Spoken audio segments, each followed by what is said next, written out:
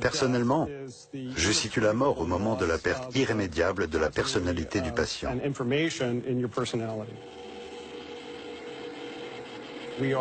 L'homme est la somme de ses souvenirs, de ses sentiments, de ses expériences et de ses compétences. Lorsqu'il perd la plus grande partie de tout cela de façon irréversible, il est mort.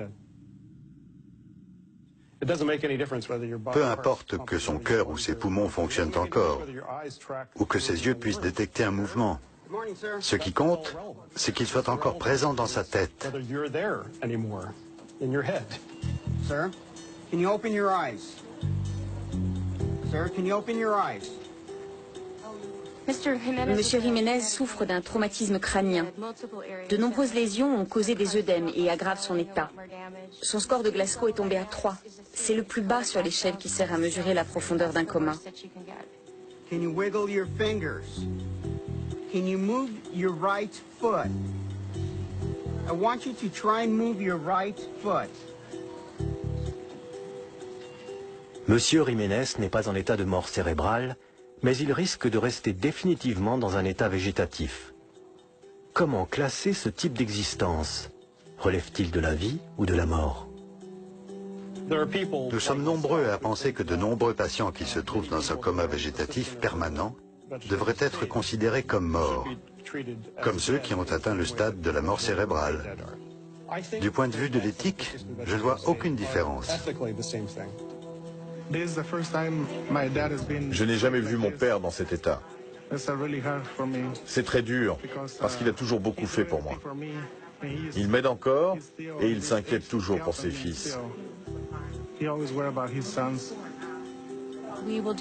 allons tout mettre en œuvre pour qu'il se réveille. Mais des fois, la famille est amenée à prendre une décision.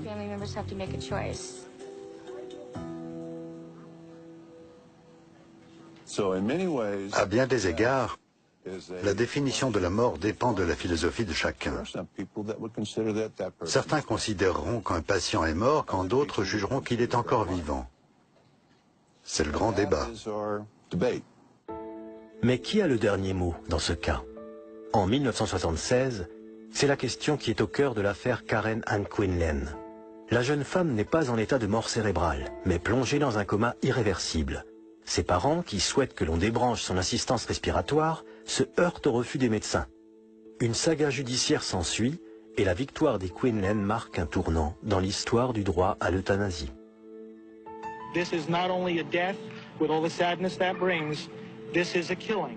Aujourd'hui, bien que la loi définissant la mort cérébrale date d'une trentaine d'années, le débat reste vif aux États-Unis. Man did not give life. We don't have the right to take life. Please let my daughter live. If she dies, there's going to be hell to pay. Based on the footage provided me, she certainly seems to respond. Un état végétatif permanent entraîne la perte irréversible de la personnalité. La personne n'est plus là, et de mon point de vue, elle est morte, de fait. Autrement dit, on pourrait débrancher les appareils qui la maintiennent en vie, cesser de l'alimenter et l'enterrer. Mais au vu des avancées technologiques actuelles, il faut être très prudent et ne pas couper l'alimentation prématurément, car certains de ces patients peuvent parfois être ramenés à la vie.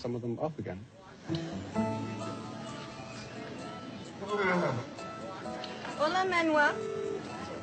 ¿Cómo está? Bien? Au bout de 8 jours, l'inespéré se produit. ¿Y su apellido? Very good. Monsieur Jiménez se trouvait dans un coma profond.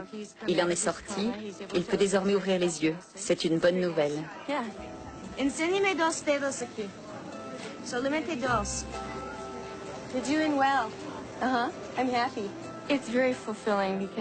C'est très gratifiant, parce que certains patients ne s'en sortent pas. Alors quand ils se rétablissent sous nos yeux, c'est merveilleux. Certains patients quittent notre service dans un état encore semi-comateux. Et un an plus tard, ils reviennent nous voir, debout, sur leurs 2 jambes. On prend des photos d'eux, ils peuvent marcher, parler.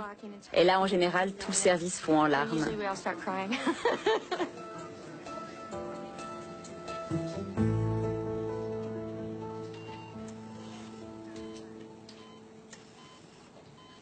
Pour Monsieur A, en revanche, la mort cérébrale est absolue. Son état ne laisse aucune place au doute.